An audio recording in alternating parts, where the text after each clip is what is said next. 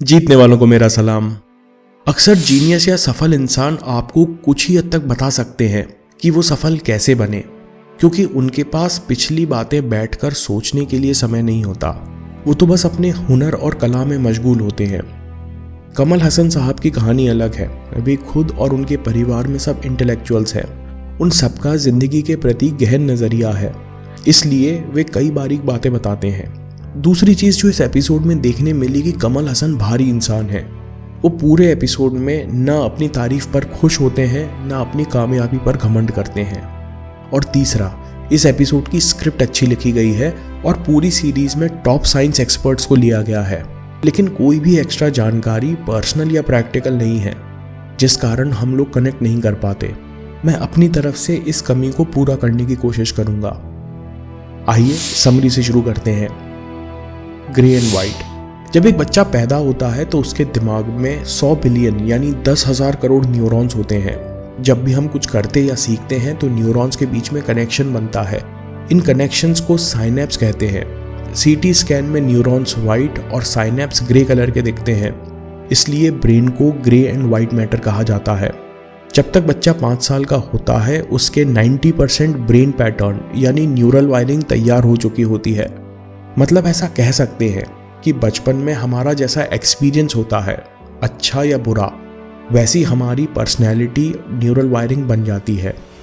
Polymath वो आदमी है जो कई सारे फील्ड में एक्सपर्टीज रखता है। इसके क्लासिक एग्जाम्पल हैं लियोनार्डो दा विंची, जो artist, engineer, sculptor, mathematician, inventor और न जाने क्या क्या करते थे। उसी तरह कमल हसन साहब actor, singer, dancer, makeup artist, musician और बहुत कुछ है।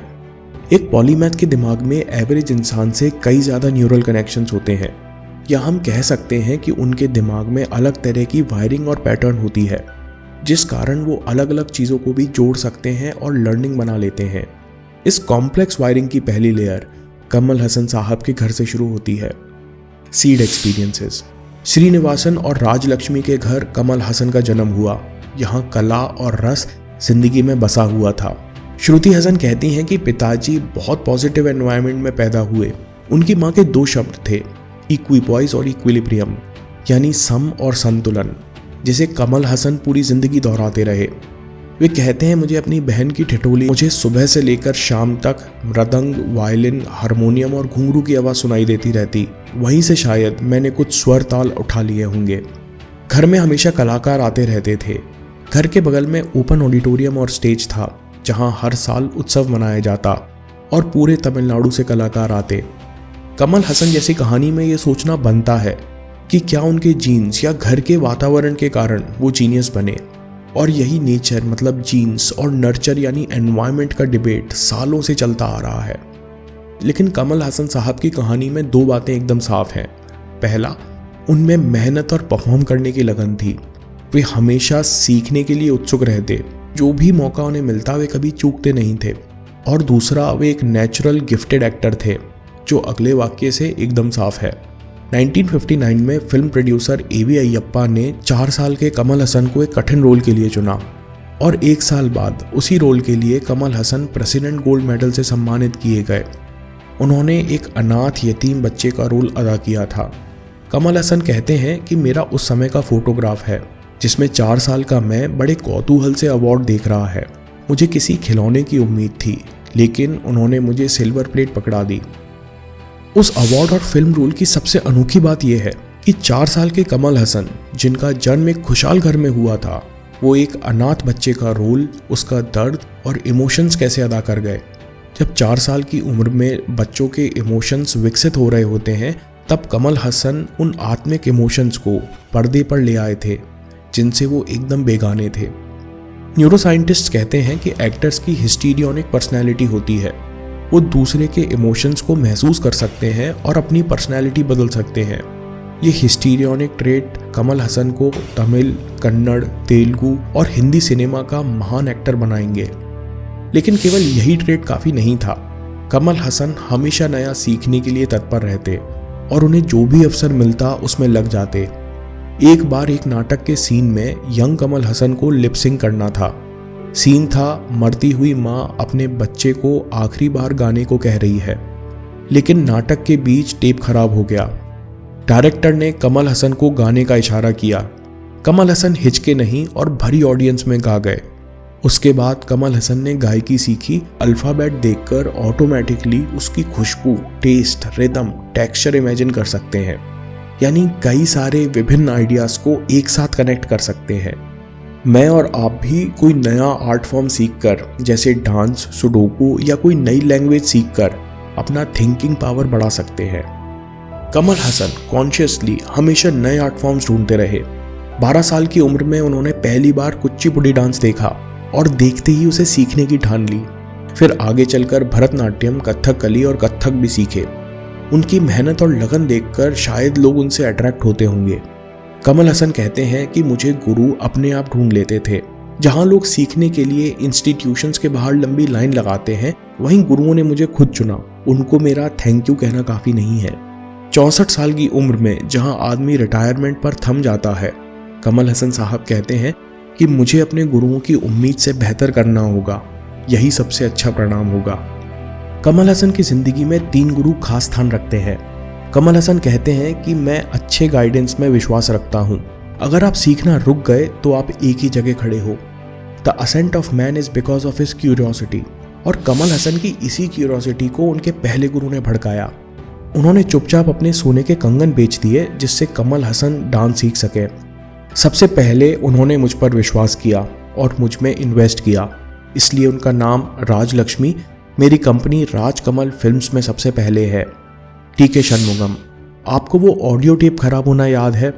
जो डायरेक्टर कमल हसन को गाने का इशारा कर रहे थे, वो कोई और नहीं बल्कि तमिल थिएटर के जाने माने टी.के. षणमुगम थे, जिन्होंने कमल हसन को छोटी उम्र में एक्टिंग सिखाई। फिर एक गुरु जिसने अच्छे कलाकार को वर्ल्ड क्लास एक्टर, डायरेक्टर और आर्टिस्ट में बदल दिया। मुझे लगा कि के बालाचंदर इंडस्ट्री के बड़े फिल्म मेकर एक असिस्टेंट की तलाश में थे, लेकिन उन्होंने मुझे एक रोल के लिए चुन लिया। रोल बहुत छोटा था, लेकिन उन्हें बहुत पसंद आया। फिर जब भी वो कहानी लिखते मुझे याद करते और उनके साथ मैंने 36 फिल्में की।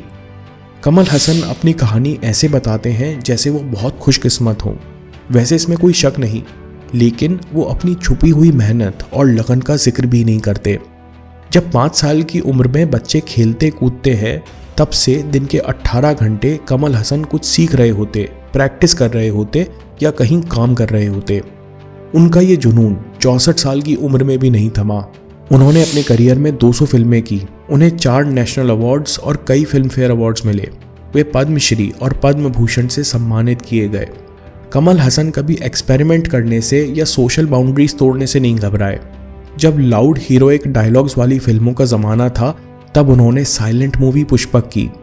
एक तरफ ओरिजिनल कॉमेडीज जैसे चाची 420 और अप्पू राजा।